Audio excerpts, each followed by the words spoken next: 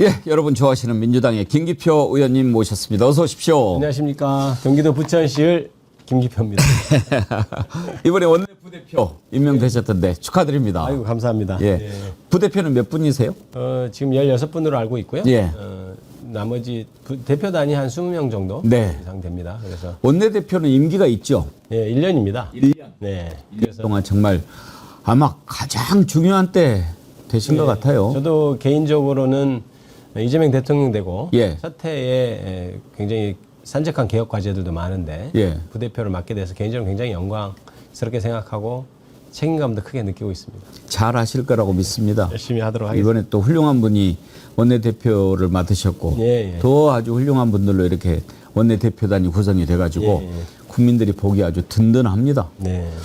아까 그 우리 일부에서 그 내용을 잘 몰라서 오시면 제가 여쭤보겠다 했는데 이제 또 당 대표도 뽑잖아요. 네네. 그러면 전당대회를 통해서 뽑습니까? 예, 전당대회를 다시 해야 예. 됩니다. 이번에 뽑는 당 대표는 그러면 이재명 전 대표 자녀 임기입니까? 아니면 새로 임기가 시작이 됩니까? 저는 자녀 임기 1년을 맡는 것으로 알고 있고요. 원래 대표는 임기가 2년인데. 그렇습니다. 아, 자녀 임기를 하고 그 다음에 다시 최고위원들과 함께 다시 예. 당 지도부를 구성하게 되죠. 1년 그렇군요. 네. 그러면 1년 대표네요. 그렇습니다. 원내대표하고 거의 임기가 같이 가는 거네요. 네. 그래도 이재명 대통령 첫 해에 같이 하는 굉장히 대표단이니까 예. 정말 중요하죠. 굉장히 중요한 대표 원내대표도 그렇고 당대표도 그렇고 모든 개혁은 빨리 한 1년 안에 해야 되는 것 아니냐 이런 분위기가 있는데 그런 면에서 볼 때 기간이 뭐 짧으냐 이런 거에 관계없이 굉장히 중요한 예. 역할을 하게 될 원내대표, 당대표다 이렇게 생각할 수 있습니다. 이제 특검이 특검이 이제 출범을 했기 때문에 특검 일은 이제 그쪽에 좀 맡기고 당에서는 여러 가지 민생이라든지 이런 부분에 좀 집중하는 것 같은데 맨 처음에 할 걸 상법 개정안으로 지금 잡으셨다고 들었어요. 네. 특별한 이유가 있습니까? 원래 상법 개정안은 지금 이재명 대통령이 당선되기 전부터 민주당에서 강력하게 얘기를 했던 것이고 그다음에 이재명 대통령도 이것은 한 2, 3주 안에 빨리 해야 되는 것 아니냐 이렇게 말씀을 하신 터이기도 하고 무엇보다도 지금 주가 5천 시대 이걸 이제 공약으로 약속을 하셨는데 기본적으로는 주식 시장이 외국 장에 비해서 좀 불공정한 것 아니냐. 즉 말해서 모 회사 같은 경우는 회사가 잘 되니까 그냥 물적 분할 같은 거 해가지고 기존의 주주들이 어떻게 보면은 좀 이렇게 잘 안 된 그러니까 재산적인 손실을 보는 경우도 많고 해서 지금까지 논의된 것의 가장 큰 핵심은 이사들의 충실 의무를 어디까지 규정할 거냐. 기존에는 회사에만 충실 의무를 규정했었는데 전체 주주에 대해서도 충실을 기해야 한다. 그래서 만약에 주주들이 회사의 어떤 이상한 결정에서 손해를 입거나 하면 그 부분에서는 제재를 좀 가할 수 있도록 이렇게 개정을 하는 게 내용이고요. 예. 그건 반드시 필요하다고 봅니다. 주가가 한참 힘을 받고 올라가고 있는 판에 이란하고 이스라엘하고 지금 한판 붙어가지고 좀 걱정이 되는데 그래도 다행히 다시 지금 회복이 돼가지고 오늘도 2,915.35 네. 0.72%가 올랐네요. 예, 그렇습니까? 제가 아무래도 기대하는 마음이 국민들은 더 크다고 봐야 되겠죠. 그렇죠. 아무래도 이런 상법 개정을 포함해서 대통령께서도 국내 장에 오는 것은 이제 뭐 빠져나가는 게 지능순이라는 것에 빗대어서 이제 우스갯말씀 비슷하게 예. 지능순이다 이렇게 말씀을 하셨는데 아무래도 이재명 대통령이 되고 난 후에 일하는 모습을 보고 그런 믿음을 더 가졌다고 생각하고요. 앞으로 제가 보기에도 일 잘하는 대통령을 만났기 때문에 경제가 더 좋아질 것이다 이렇게 저는 확신하고 있습니다. 예.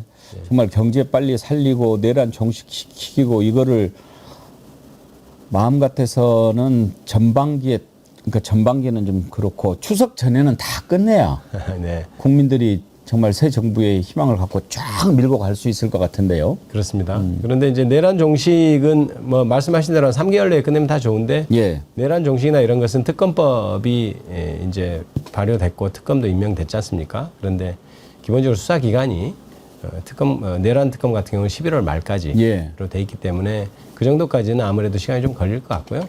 그다음에 저희들은 이제 아까도 말씀하셨지만 특검에 관한 것, 내란에 관한 것은 일단 특검에 좀 맡겨놓고 민생, 경제 회복하는 그런 입법, 그 다음에 검찰이나 법원 개혁하는 데 좀 초점을 둬서 속도를 내야 된다 이렇게 예. 생각하고 있습니다. 또 뭐 연장할 수는 있지만 네. 워낙 뭐 혐의 사실이 많으니까 네, 오래 걸릴 수도 있고 또 명확하니까 빨리 끝날 수도 있고. 네, 네. 근데 오늘 아침에 김용현이가 보석으로 석방됐다는 소식 듣고 지금 분노하는 국민들이 너무나 많은데 아니 구속 기간 만료로 어쩔 수 없이 풀어주는 것도 아니고 꼭 보석으로 해서 풀어줘야 될 필요가 있습니까? 그 부분은 이렇게 제가 조금 관점을 달리해서 말씀을 드릴 수가 있는 예. 것이요. 우선 김용현 전 장관이 풀려나는 것은 굉장히 걱정스러운 일입니다. 예. 이제 윤석열 전 대통령하고 여러 가지 말을 맞출 수도 있고 관련자들이 서로 내통이라는 표현이 적당한지 모르겠습니다. 그렇게 할 우려가 있어서 걱정스러운 부분이긴 합니다만 그래서 그 어떤 책임이 좀 구속 기간은 6개월로 한정이 돼 있거든요. 형사소송법상 정식형이 확정되기 전에 재판을 하는 과정에서 구속이 되는 건 사실 형의 집행은 아니고 재판을 용이하게 하기 위해서 출석을 보장하기 위해서 만들어낸 제도가 사실 구속이라고 본다면 그 구속 기간이 무한히 재판을 하는 건 무한히 또 연장이 되면 다른 재판을 받는 피고인들 그러니까 이 사건이 너무 명확하고 정말 어떻게 보면 정말 이렇게 욕 나올 정도로 나쁜 일을 예. 한 것이지만 또 다른 제도의 다른 어떤 사건에 비춰서는 혹시 또 피고인이 과도하게 인권 침해될 우려가 있기 때문에 6개월이라는 기한을 한정해 놓은 것이거든요. 사실 6개월이라는 것도 2개월, 2개월, 2개월 이렇게 세 개 합쳐서 6개월입니다. 그런데 이것이 6개월이 지나면 당연히 풀어줘야 되는 것은 법에 정한 바이고요. 그렇다면 재판부에서는 그 점을 감안해서 재판을 서둘렀어야죠. 예. 그런데 지기현 재판부가 6월인가 지금 4월인가 3회 재판한 것 빼고는 한 달에 한 2번 정도 꼴밖에 재판을 안 했기 때문에 기존에 박근혜 전 대통령이나 이런 사람들 재판할 때는 일주일에 몇 번씩 몰아서 그러니까 6개월 그 구속 기간을 넘기지 않기 위해서 굉장히 노력을 했었거든요. 그런데 애초에 한 달에 2번 정도 재판하는 것은 6개월 후에 풀어준다는 것이 명확해지는 그런 그러니까요. 예상이 되는 일이었죠. 그런데 이제 아까 말씀하신 게 이제 과연 보석으로 풀어주는 게 맞느냐 하는 것은 두 가지가 방법이 있겠죠. 보석으로 풀어주는데 근데 그 외에는 이제 기간이 만료돼서 풀어주는 것 두 가지가 있는데 그나마 보석으로 선택한 것은 법원의 입장에서 보석은 조건을 정할 수 있습니다. 예. 풀어주는데 이번에 보니까 기사를 보니까 1억 원의 보증금 네. 납부하고 그다음에 사건 관계자들하고 접촉하지 않는 거, 예. 직접 접촉하거나 전화 이런 거 하지 않는 거 이런 등등을 조건으로 내세우는데 보석은 그런 조건을 거는 게 가능합니다. 아하. 그런데 구속기간 만료는 그런 조건을 걸지 거는군요. 못하고 예. 기간이 만료되면 석방을 해야 되는데 그러니까 좀 저는 약간 뭐 웃지 못할 일이라고 할까요? 오히려 검찰에서 보석을 요청했고 예. 변호인 측에서 반대했거든요. 예. 통상은 변호인 측에서 보석을 요청하고 그렇죠. 검찰에서 반대를 예. 한단 말입니다. 그러니까 그런 게 어떤 의미냐면 검찰 입장에서도 뭐 검찰이 추가 기소를 안 했기 때문에 잘못했다는 건 좀 논외로 하더라도 검찰 입장에서도 구속기간 만료돼서 아무 조건 없이 풀려나는 것보다는 그래도 증거인멸이나 이런 걸 하지 못하게 조건을 걸어주십시오 라고 요청한 셈이 됐고 변호인 입장에서는 그런 조건은 싫다라고 말한 셈이 돼버렸어요. 그래서 제가 보기에는 그러니까 혹시 오히려 이제 풀려날 것, 네, 오히려 풀려나면 그렇게라도 확실한데. 하는 것이 더 낫다. 네. 이렇게 볼 수도 있지만 네. 우리가 직위원이라고 하는 자를 잘 알지 않습니까? 네네네. 이 자가 뭐 어떻게 보면은 해주고 싶은데 잘 됐다 이런 마음으로 했을 것 같아가지고 더 분통을 터뜨리는 국민들이 많거든요. 그렇죠. 지기현 판사가 잘못한 것은 말할 나위 없습니다. 왜냐하면 예. 아까 얘기했듯이 재판을 한 달에 2번씩 해가지고는 도저히 6개월 내에 못 끝내는 그러니까요. 사건이란 말입니다. 그러니까 애초부터 풀어줄 마음을 먹고 저렇게 한 거 아니냐 하는 의심이 충분히 가능한 사안인데 예. 그렇다면 이제 그거는 논외로 하더라도 풀어주는 방식을 할 때는 그래도 보석이 더 낫다는 게 제 생각인데요. 근데 저는 좀 재밌는 생각을 해봤던 게 김용현 측에서 이 보석 보증금 물론 이제 돈을 다 내는 게 아니고 예. 이제 보험증권을 합니다. 예. 내지 않으면 보석으로 나갈 수가 없습니다. 예. 그러면 10일 정도 기다렸다가 안 내고 구속기간 만료로. 구속기간 만료로 나가면 조건 없이 풀려나는 거 아닌가 이런 생각을 좀 해봤어요. 근데 지금 허가를 해줬잖아요. 보석을 허가를 해줬는데요. 예. 보석을 허가를 해준다 하더라도 안 나가면 되는 거예요? 보증금을 내지 않으면 나갈 수가 없습니다. 내면. 네. 그러니까 그런 문제가 있어서 이게 지금 어떻게 전개될지 저도 지금 보고 있습니다. 오히려 지금 김용현이가 이걸 허가를 받아들이냐 안 받아들이냐 이런 그런 상황이 돼버렸어요. 그것의 가장 큰 문제점은 재판을 서두르지 않은 거죠. 그렇죠. 원래 구속기간을 둔 것은 그 기간에 빨리 끝내라고 둔 것이지 6개월 지나서 풀어주라고 둔 게 아니거든요. 아니 그러니까 김 의원님도 이제 검사 생활을 해보셨으니까 중대 범죄자가 그렇습니다. 구속 기간 만료로 풀어나서 뭐 이렇게 재판받고 이러는 경우가 있습니까? 그렇지 거의 그렇게 안 거의 하죠. 없잖아요. 네. 중대 범죄자는. 그러니까 판사도 서두르고 검사도 서두르죠. 예. 6개월이 안 되게. 6개월 안에 그거를 해서 선고를 하라고 만든 거 아닙니까? 그렇습니다. 그런데 이렇게 세워라 내워라 해가지고 풀어준 게 직위원 수법은 하여튼지 이상해요. 이해가 안 돼요. 네, 제가 아까도 얘기했듯이 직위원이 잘했다는 게 아니고 기본적으로 직위원 판사가 재판을 한 달에 2번밖에 안 한 것은 6개월 지나면 풀어주겠다는 것을 이미 명시한 거예요. 세상에. 부장판사면은 재판 그동안을 숱하게 해봐서 네. 어느 정도 속도로 해야 구속기간 만료 전에 선고하고 이런 거 다 계산이 나와 있을 거 아닙니까? 예. 그래서 일주일에 보통 2번씩 하고 3번씩 하고 예. 사실 일주일에 2번, 3번 재판하는 것은 그렇게 만만치 않은 일이긴 예. 합니다. 체력적으로도. 그런데도 기존 사건들은 다 일주일에 2번, 3번씩 해가면서 6개월 안에 끝내려고 노력들을 했단 말입니다. 룸사롱 갈 체력이 있는 놈이 그 재판 못합니까? 그러게 말입니다. 제가 보기엔 그래서 애초에 이 사건을 일주일에 2번, 3번 잡아서 6개월 내에 끝냈어야 했다. 예. 그래 뭐 일주일에 2번, 3번 했으면 이미 한 1, 2주면 지금까지 한 재판을 다 했을 겁니다. 그렇죠. 매달 2번, 예. 3번 했으니까. 그렇다면 충분히 6개월 내에 판결을 할 수 있음에도 불구하고 그렇게 안 했다는 거. 그건 일차적인 책임이 직위원 판사에게 있다. 저는 그런 생각을 하고요. 다만 두 번째 보석이냐 구속기간 만료냐는 아주 작은 문제에 있어 제가 설명을 드리고 있는 것입니다. 그러니까요. 아무튼 이제 특검이 발족이 됐으니까 이런 것들도 다 다시 해서 저기 할 텐데 만약에 그러면 지금 풀려난 네. 또 노상원도 곧 풀려난다고 하고 말이죠. 네. 지금 내란의 우두머리급 세 놈이 윤석열, 김용현, 노상원 아닙니까? 네, 그렇습니다. 세상에 중대 범죄 중에 가장 큰 범죄가 내란 아닙니까? 네, 그렇습니다. 이거는 사형 무기징역 또는 무기 근거밖에 없는 죄니까 우두머리는. 네. 그런데 이렇게 세 놈이 나와서 돌아다니고 이러는 것은 이건 아무리 국민이 이해하려고 그래도 이해가 안 되는 일입니다. 일단 윤석열 전 대통령이 돌아다니는 것만 해도 우라통침이고 그러니까요. 반바지 입고 돌아다니는데. 네. 그런데 정확한 사실관계는 노상원의 경우는 예. 5월에 한번 추가 기소가 한번 됐습니다. 아하. 그러니까 이제 보석을 6개월 내에 보석으로 풀어줘야 된다. 이제 구속된 피고인을 재판을 할 때는 6개월 내에 끝내야 된다는 것은 하나의 범죄 사실이고 만약에 추가로 예. 기소가 되면 그 범죄 사실을 가지고 다시 영장을 발부할 수 있습니다. 지금 쉽게 말해서 구속을 더 할 수가 있다는 겁니다. 그래서 추가로 기소가 되면 6개월을 더 재판을 할 수 있죠. 구속된 상태에서. 그래서 제가 얼마 전에도 김용현 구속기간 만료가 다가오니까 검찰은 지금이라도 있는 사건 빨리 정리해서 추가 기소를 해라. 그렇죠. 그러면 6개월 정도 더 구속된 상태로 재판할 수 있지 않느냐. 박근혜 전 대통령도 그랬어요. 그렇습니다. 네. 구속기간 만료되는데 또 다른 건으로 추가 기소해가지고 그렇죠. 계속 형을 살렸지 않습니까? 보통 그렇게 합니다. 예. 그래서 지금 검찰에 계류돼 있는 사건도 몇 개 더 있거든요. 김용현 전 장관 같은 예. 경우에. 그러면 검찰 입장에서 조금 수사를 서두른다면 그리고 어느 정도 증거가 마련된다면 기소를 해서 이렇게 석방되는 것을 막았어야 했다. 이게 제 생각인데 검찰이 공판 과정에서 뭐 보석이 좋습니다. 뭐 구속 만기가 좋습니다. 이런 걸 따지고 있는 것을 보면 이미 그 구속 만기 전에는 기소를 안 하겠구나 이런 생각을 했는데 오늘 바로 보석 결정이 지금 내려졌고요. 아까 그 노상원 같은 경우는 5월 달에 예. 추가로 기소가 하나 됐기 때문에 노상원은 그 7월 초인가 구속 만기인데 예. 다시 영장을 발부하면 노상원은 6개월 정도 더 구속될 수 더 있을 수 있다. 예, 이런 상황이고 다른 지금 뭐 김용현을 포함해서 오늘 구속으로 결정된 김용현을 포함해서는 지금 현재 추가 기소가 없는 한은 7월 초에 다들 구속 만기가 되는데 석방될 가능성이 있다 이렇게 볼 수 있습니다.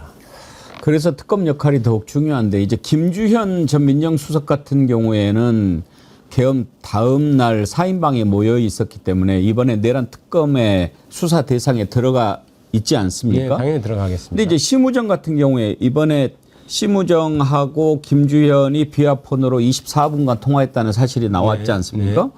심우정 같은 경우에도 수사 대상 돼야 되는 거 아닙니까? 당연히 돼야 되겠죠. 일단은 그게 10월 10일하고 11일 사이에 네. 통화를 했다는 것 아닙니까? 그러면 첫 번째로 검찰총장에게 저는 비하폰을 지급하지 않는 걸로 알고 있습니다. 검찰총장이 왜 비하폰이 예. 실제로 그냥 공식적인 라인을 통해서 뭐 핸드폰도 좋고 예. 일반 전화도 좋고 그냥 하면 되는데 일단 비하폰으로 통화를 했다는 사실 자체가 뭔가 문제가 일단 있는 것이고요. 예. 그 자체가 문제가 있고 두 번째는 시기적으로 볼 때 그때 그 명태균과 그다음에 김영선 전 의원에 대한 압수수색이 아마 9월 말에 있었을 겁니다. 9월 예. 30일인가 있었는데 그렇게 하고 나서 한 열흘 있다가 지금 비하폰 통화를 하고 있는 것이고 그다음에 그 명태균 게이트 관련해서 큰 증인 역할을 했던 강혜경 씨가 네.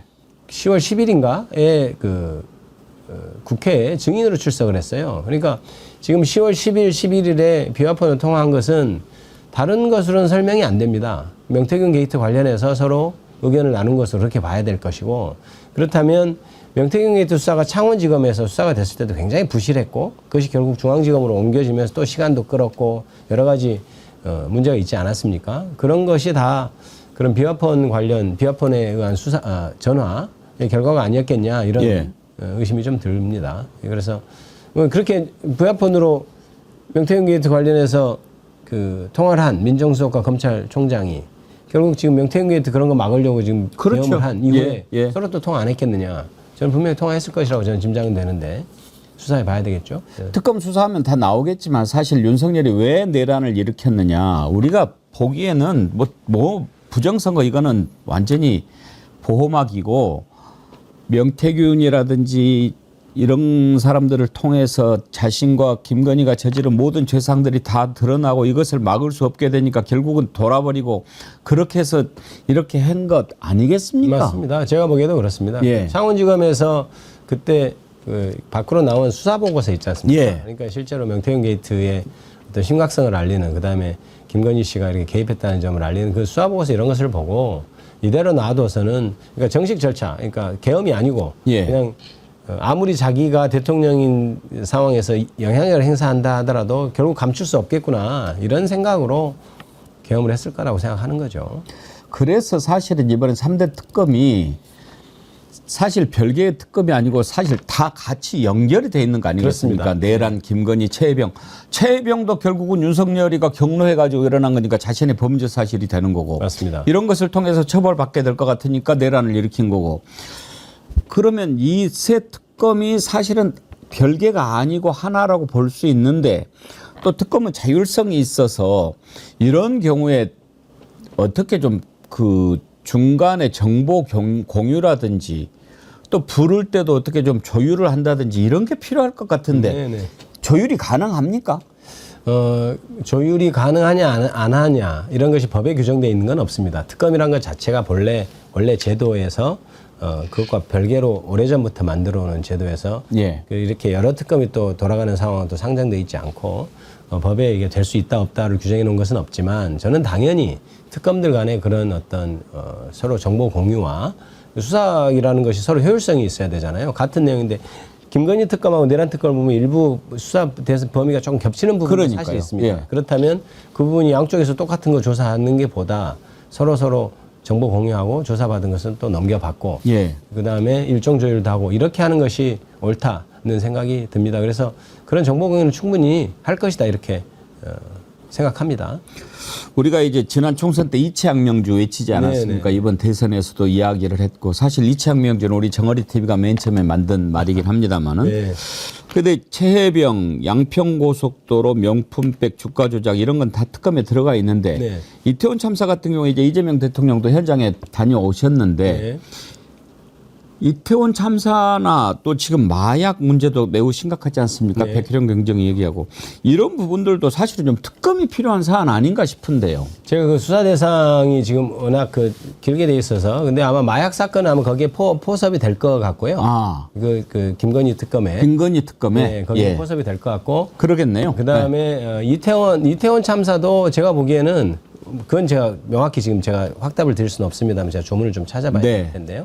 그게 되면 당연히 특검을 해야 될 것이고 아니면 또 다른 수사 그때는 사실 경찰이 움직인 사건이기 때문에 경찰이 지금부터라도 마음 먹고 제대로만 수사하면 밝혀질 일이라고 저는 생각합니다. 근데 특검의 범위지 않은가 싶은데 그건 조금 제가 헷갈리고요. 그건 한번 봐야 될 것 같고 그다음에 말씀 나온 김에 이 얘기를 한번 해야 될 것 같아요. 예. 그러니까 국민의힘 쪽에서는 이게 무슨 정치 탄압이니 이런 얘기를 하지 않습니까? 그건 뭐 누구나 들어도 말이 안 되는 거는 알고 계시겠습니다만 그래도 제가 좀 설명을 하자면 차라리 이 인사권을 쥐고 있는 검찰이 하면 오히려 국민의힘에서 더 난리를 쳤을 겁니다.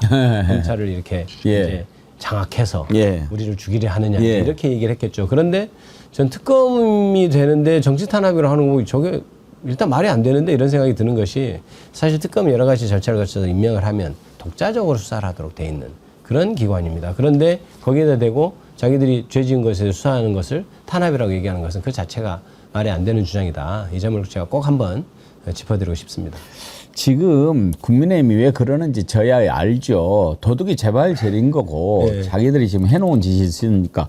제가 지난번 토론할 때도 그 패널들끼리 나와서 얘기하는데 아니 이제 정권도 바뀌었고 검찰을 통해서 하면 될 거지 무슨 특검이 필요하냐고 그렇게 얘기를 하는 국민의힘 패널이 있더라고요. 그래서 참 한심하다라고 하면서 너네들은 검찰을 그렇게 이용했지만 이 정부는 그렇게 하지 않고 왜 그러는지 가르쳐 줄까?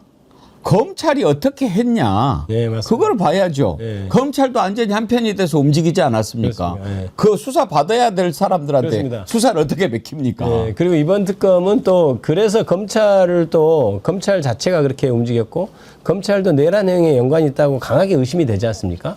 그러므로 사실 특검을 하는 게 또 맞고요. 그렇죠. 네. 검찰이 수사 대상 아닙니까? 그렇습니다. 지금 심우정도 이렇게 연결고리가 나오는데 네. 저는 조희대, 심우정, 직위원 이 절대 그냥 뭐 아무런 연결 없이 그렇게 했을 거라고 생각하지 않거든요. 예, 저도 그런 짐작은 하고 아마 수사를 하면 밝혀질 거라고 생각하고 또 특검이 되는 게 큰 의미가 있는 것은 뭐냐면 물론 말이 안 됩니다만은 직위원 판사가 구속기간이 어떻고 그다음에 수사권이 어떻고 하면서 윤석열 전 대통령 풀어졌지 않습니까?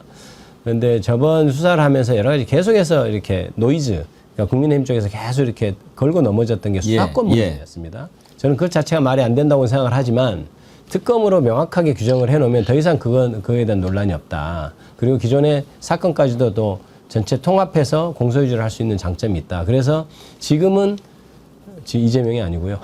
지금은 딱 특검이 예. 돼야 되는 시기다 이렇게 보고 있고 적절하다고 지금 저는 보고 있습니다. 저는 정말 이번 3대 특검에 거는 기대가요. 특검을 통해서 잘못을 저지른 자들을 단죄하는 것도 의미가 있지만 이 3년 동안 나라를 완전히 망쳐놨지 않습니까? 네네. 개판을 만들지 않았습니까? 왜 그런 일들이 가능했고 그런 일들이 일어났는지를 다 밝혀가지고 네.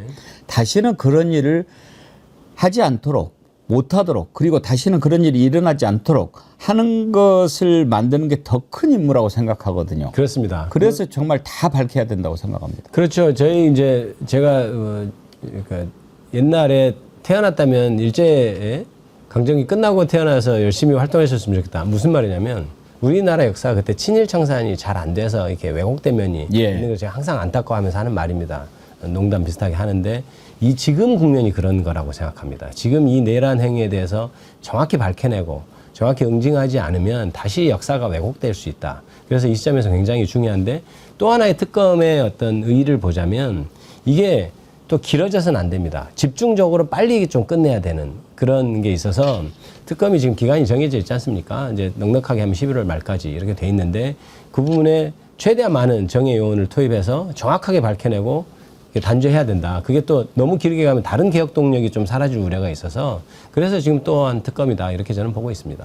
검찰 얘기 하나만 더 하고 다음으로 넘어가죠. 지금 검찰청 해체하는 법안이 발의가 됐지 않습니까? 네. 당론은 언제쯤 결정됩니까? 지금 당론은 언제쯤 결정될지 저도 예측하기는 어렵고요. 지금 새 원내 지도부가 들어섰기 때문에 그 부분에 대해서 토의를 하고 전체 의원총회에서 결의를 해야 되는데 그 부분에 있어서는 조금 더 논의를 좀 해야 됩니다. 그러니까 법안 자체에 대해서 디테일도 예를 들어 이걸 법무부 장관 산하로 법무부 산하로 할 거냐 행안부 산하로 할 거냐에 대해서 약간 의원들 간에도 이견이 좀 있고 그다음에 해체하는 모습도 조금 어떻게 해야 될 거냐 이런데 큰 차이는 아니지만 작은 부분에서 이견 조정이 좀 돼야 되고요. 저는 이것이 지금 김병기 원내 대표께서 개혁을 빨리 완수해야 된다는 생각을 갖고 계시기 때문에 오래 걸리지는 않을 것이다. 그리고 그거를 당론을 정하고 가도 첩첩산중의 어떤 그런 일이 남아있기 때문에 당론을 빨리 결정해야 될 겁니다. 최대한 빨리 하고 그렇죠. 디테일을 빨리 다듬는. 그래서 저희들이 또 다수당이기 때문에 책임감을 갖고 정말 정확히 만들어야 되기 때문에 디테일을 다듬는 과정도 생각이 상당히 많이 필요할 거거든요. 그래서 저는 당론이 빨리 결정될 것이고 그 이후에 적어도 몇 개월 안 돼서 빨리 결정해야 된다 이렇게 생각하고 있습니다. 검찰청 해체에 관해서 김 의원님 개인적인 의견은 어떠십니까? 지금 시대에서 얼마 전에 민정수석 얘기가 있고 한참 시끄럽지 않습니까? 예. 검찰 특수통 출신이 와서 뭐 어떠냐. 근데 저는 기본적으로 그건 뭐 한대 입장이었습니다만은. 오광수 수석 네. 반대하셨습니까? 아니, 찬성하는 입장이니까 그 반대하는 것에 그런 대해서 의견에 반대했죠. 예. 검사 출신이 오히려 예, 특수통이 검찰을 와서. 잘 알아서 할 수도 그렇죠. 있다. 저는 그런 입장이었어요. 예, 그래서 예.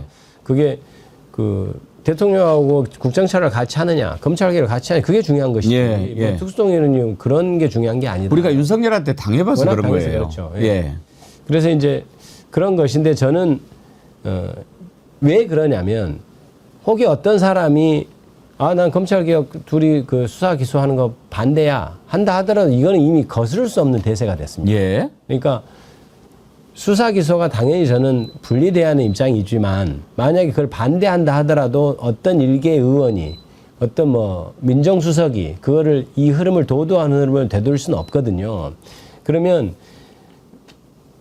방금도 말씀드렸지만 저는 기본적으로 수사 기소는 분리돼야 된다. 분리돼야 되는데 그걸 과연 어떻게 지금 현재 붙어있던 것을 떼는 과정이지 않습니까? 예. 그럴 때 거기에서 오는 어떤 부작용들을 어떻게 최소화할 수 있을 것인가 이걸 고민할 문제지 전체 흐름은 그대로 가는 것은 역사적인 어떤 소명이다 이렇게 생각하고 있고요.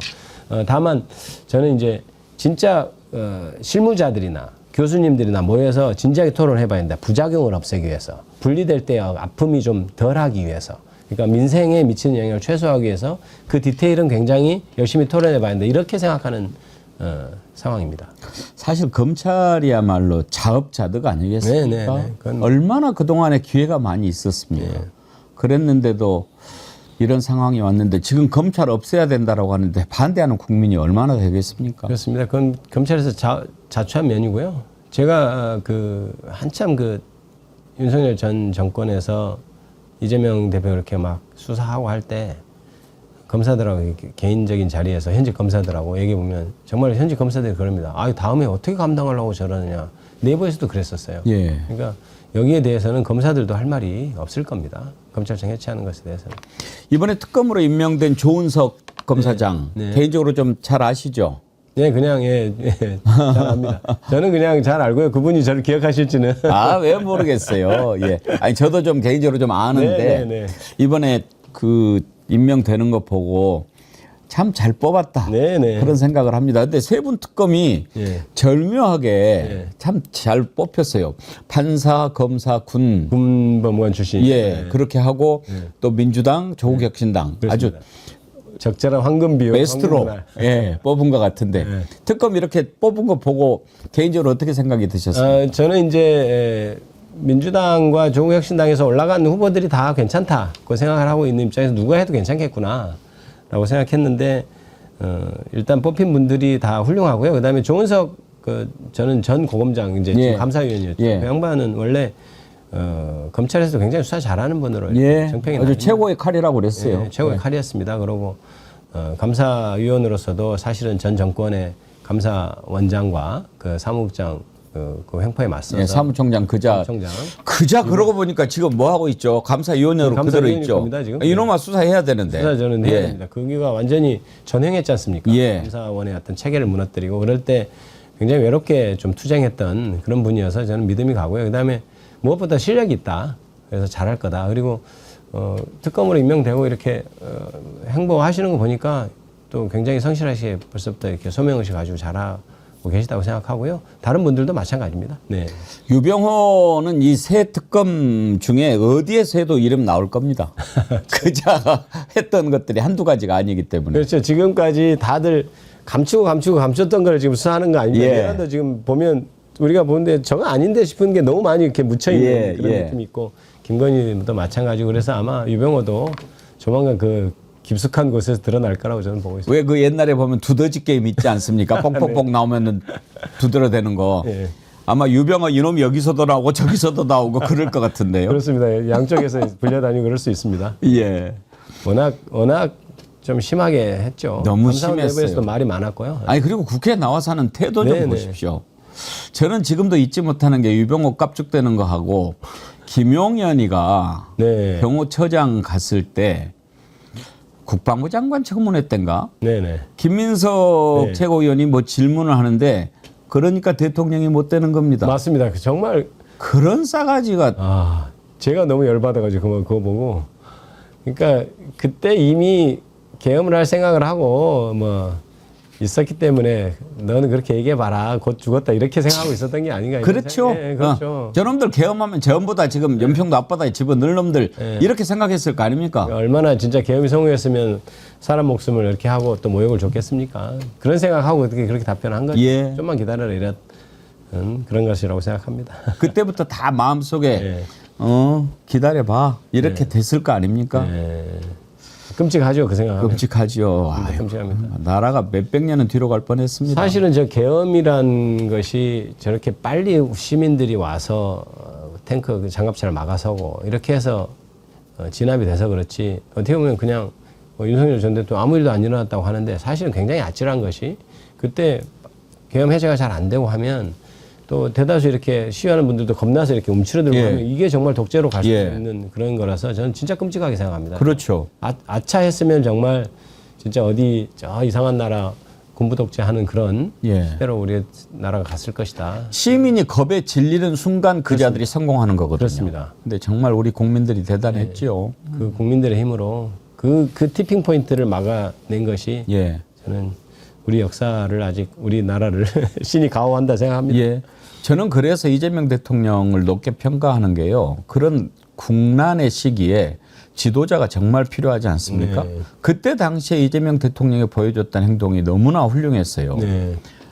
국민들이 계엄? 이거 어떻게 해야 돼? 그러는데 차를 타고 이동하면서 방송으로 네. 시민 여러분 국회 앞으로 모여주십시오. 지금부터는 윤석열은 더 이상 이 나라의 대통령이 아닙니다. 네. 이렇게 하면서 확실하게 방향을 정해줬잖아요. 예. 그게 바로 지도자거든요. 저도 그게 탐복한 게 저는 이제 지난 일을 이렇게 곰곰이 복기를 좀 해보거든요. 근데 그날 여의도 가면서 어떤 생각을 하냐면 지금 여의도를 가는 게 맞는지부터 생각했어요. 맞습니다. 가면 다 이렇게 도관에 든처럼 해서 다 잡아갈 잡을 텐데 거니까. 그게 옳은가? 그럼 밖에서 있으면서 뭔가 의결하고 이런 것도 고민해봐야 돼. 그게 제가 운전을 하고 갔거든요. 예. 수행하는 기사가 멀리 있어서 온갖 생각이 다 드는 겁니다. 그럴 때 지금도 생각하면 이재명 대통령이 그때 국회로 모이라. 다 와서 해제할 수 있도록 다 국회로 와라. 국회의원들도 오고 시민 여러분 모여주십시오. 이게 정말 정확한 판단이고. 그렇죠. 그래서 저도 물론 제가 감히 할 수는 없는데 나 같으면 어떻게 했을까 이런 생각을 하면 너무나 어려운 결단을 제대로 했다. 그래서 정말 고마운 일입니다. 정말. 네. 그런 게 지도자죠. 그게 바로 지도자인데 5.16이 어떻게 성공했습니까? 장면이 숨었잖아요. 네, 그렇습니다. 그러니까 마음대로 되는 거고요. 그렇습니다. 예. 전두환이 어떻게 성공합니까? 최규하가 겁을 먹었잖아요. 그렇습니다. 그러니까 성공하는 거거든요. 맞습니다. 예. 그런데 이렇게 계엄을 일으켰는데 아랑곳하지 않고 시민들에게 호소하고 방향을 정해주고 그래서 그때 이재명 대통령의 지도자란 저런 거구나 하는 걸 많은 국민들이 느끼고 그래서 지지하게 된 거죠. 그렇죠. 망망대해에서 딱 예. 정확한 지점을 짚었으니까요. 등대지요. 예, 그렇습니다. 그 부분이 참 탐복할 만한 장면입니다. 네. 역사적으로 아마 그 장면이 남을 겁니다. 그게 오늘날의 이재명 대통령을 만들었다고 생각하고요. 그렇습니다. 그나 1박 3일 일정 아이고 참 이거 우리 김 의원님 청와대 안 들어가시길 잘했어요. 지금 아마 다들 죽었다 복창하고 있을걸요. 네, 실제로 알아보니까 너무 쉬는 시간도 없고 힘들어가지고 정말 다들 이렇게 좀비 아니 그 강훈식 실장이랑 강유정 대변인 그 얼굴 좀 보십시오. 며칠 사이에 완전 좀비처럼 완전히 그렇다고. 그리고 원래 이제 정권이 처음 출범하면 어떤 정권이든 조금 더 힘든 건 있을 겁니다. 그런데 지금 제가 보기엔 지금 이재명 정부는 유도 아니게 정말 더 힘들 거예요. 그럼요. 워낙 그냥 월커홀릭처럼 일을 하시기 때문에 저는 옛날에 그런 적이 있습니다. 이게 이재명 대표 시절에 그 전에 제가 이재명 대통령 처음 만났을 때 저분 밑에서 일하기 좀 힘들겠다. 굉장히 힘들겠다. 워낙 일을 막 정열적으로 하기 때문에 그래서 창의적이고. 근데 지금 이제 청와대 용산에서 지금 그렇게 고생들 하고 있을 겁니다. 아이고 응원 드립니다. 정말 죽었다 각오해야 될 거예요. 네. 이재명 대통령 가까이서 이렇게 보시면 그렇게 체력이 좋습니까? 그분이 어디서 나와서도 말씀해 저는 그걸 맞다고 보는데 당신이 타고난 게 체력, 그러니까 부모님한테 고맙다고 생각하는 게 체력이라고 하지 않습니까? 예. 그러니까 아무리 힘들어도 잠깐 이렇게 눈 붙이고 나면 또 이렇게 에너지가 솟는다고 그래서 실제로 보면 제가 탐복한 게 뭐냐면 일단 체력적으로 정말 나이가 저보다도 훨씬 많으신데도 체력적으로 굉장히 짱짱하시고 그 다음에 일 처리 속도가 굉장히 빠르죠. 그러니까 이게 SNS 다 답을 해가면서도 모든 일을 다 하니까. 그다음에 저는 무엇보다도 그 이재명 대통령 높게 제가 살면서 이렇게 지지했던 건 뭐냐면 굉장히 창의적입니다. 그러니까 저도 변호사입니다. 변호사 출신들이 사실 창의적인 사람도 이렇게 약간 그 창의성이 좀 죽을 수 있는 어떤 그렇죠. 일 내구조를 자체가. 갖고 있죠. 예. 리갈 마인드라고 해서 그런데 변호사 출신인데도 이렇게 얘기하는 거 보면 굉장히 좀 튄다 그렇고 저런 생각을 하는구나 이런. 그래서 정치인은 사실 굉장히 창의적이어야 하거든요. 그렇죠. 일반 그 창의적인 것을 어젠다를 제시하고 할 때 관료들이 따라가고 이런 모습이 가장 이상적인데 그래서 저는 이상적인 대통령으로 저는 믿고 그렇게 지지를 했던 것입니다. 그렇죠. 근데 그러니까 이제 변호사만 하신 게 아니고 성남시장하고 경기도지사하고 결국 또 이 나라의 대통령까지 된 거 아니겠습니까? 비전이 있고 그런 거니까요.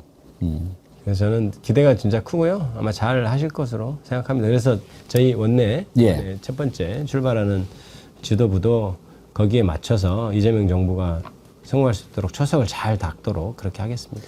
이번에 이재명 대통령 아들 결혼식 치렀던데 아이고 그것도 일반 사람들 결혼식 치르려면 그것도 보통 힘든 게 아닌데 그렇게까지 하고 1박 3일 가는 것 보면 이 양반 보통이 아니다 싶은데 혹시 우리 김 의원님도 다녀오셨나요? 네, 저는 다 갔다 왔습니다. 근데 막 저 훈훈한 것을 넘어서 조금 가슴이 찡하던데 오리엔트식의 노동자들도 오시고 또 대통령 입장에서 아들 고생한 걸 생각하면 얼마나 그랬을까 싶은데 눈물도 흘리셨더라고요. 네, 그렇다고 저는 이제 그 오리엔트식의 그 노동자들은 나오니까 정청래 의원께서 같이 있는데 이제 누군지 몰랐어요. 인사만 하고 왔는데 나중에 보니까 오리엔트식에 했다고 그러고 저는 다른 일정에 있어서 중간에 나왔습니다. 그래서 뭉클해 하시는 거는 제가 못 봤습니다만은 기본적으로 자기 자신이 고통을 겪는 거는 견딜 수 있지만 자기 때문에 저도 그럴 것 같거든요. 그렇죠. 집에서 고통을 겪으면 그게 얼마나 가슴이 아플까 이런 생각을 하는데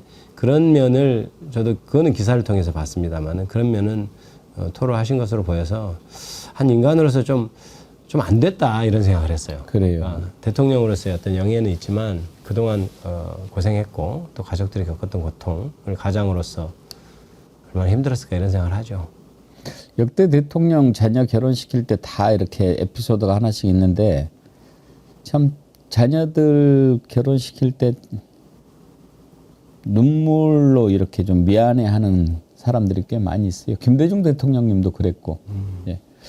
맨날 그 자식이 한창 사춘기에 민감할 때 그리고 또 대학 입시 준비하고 그래야 될 때 당신은 감옥에서 이렇게 시간을 보냈지 않습니까? 그런 것들이 나중엔 다 미안하고 또 바쁘고. 바쁘고.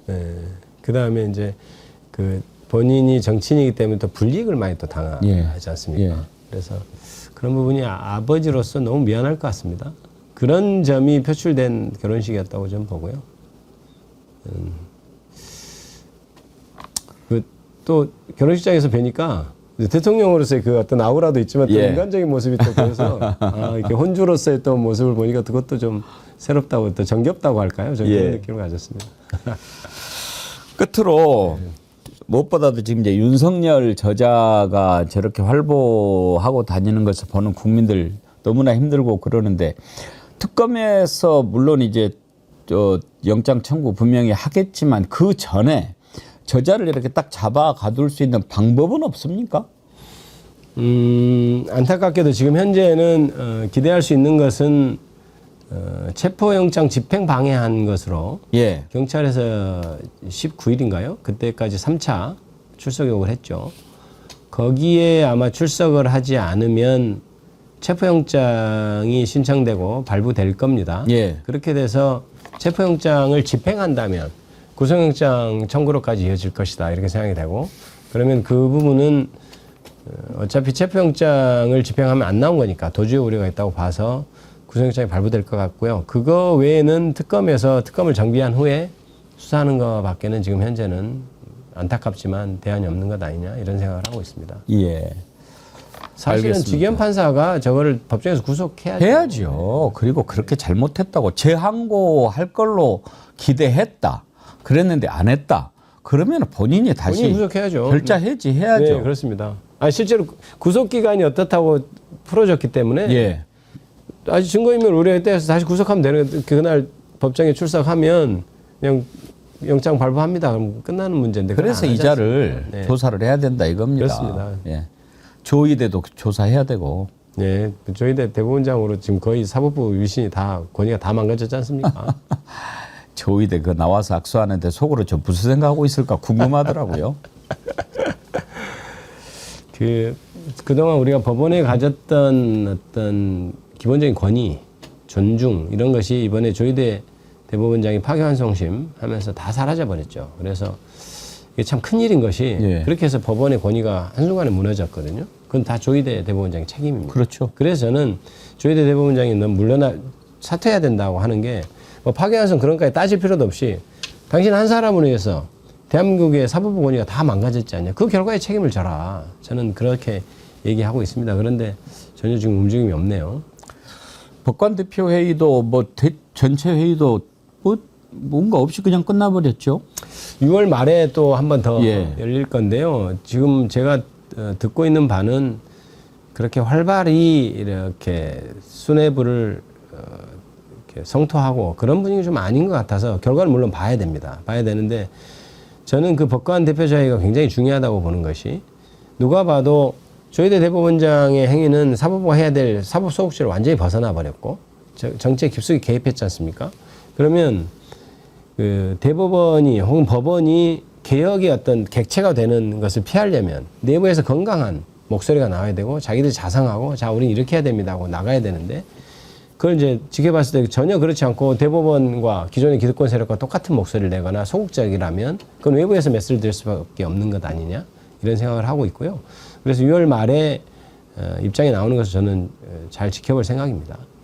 윤석열 일당의 저지른 죄가 워낙 커서 그렇지 사실 대선을 앞두고 유력 후보의 자격을 박탈하려고 시도했던 조희대의 행위는 그것만으로도 특검 사안이 될 겁니다. 그렇습니다. 그것도 진짜 수사를 해야 되는 사안이고요. 그래서 실제로 민주당 의원들 중에 그 부분을 법안을 또 따로 만들어서 특검해야 되는 거 아니냐 이런 논의들도 있었는데 근데 지금 뭐 그건 진행되고 있지는 않습니다만은 사실은 그것도 특검해야 되는 거 아닌가 싶어요. 예.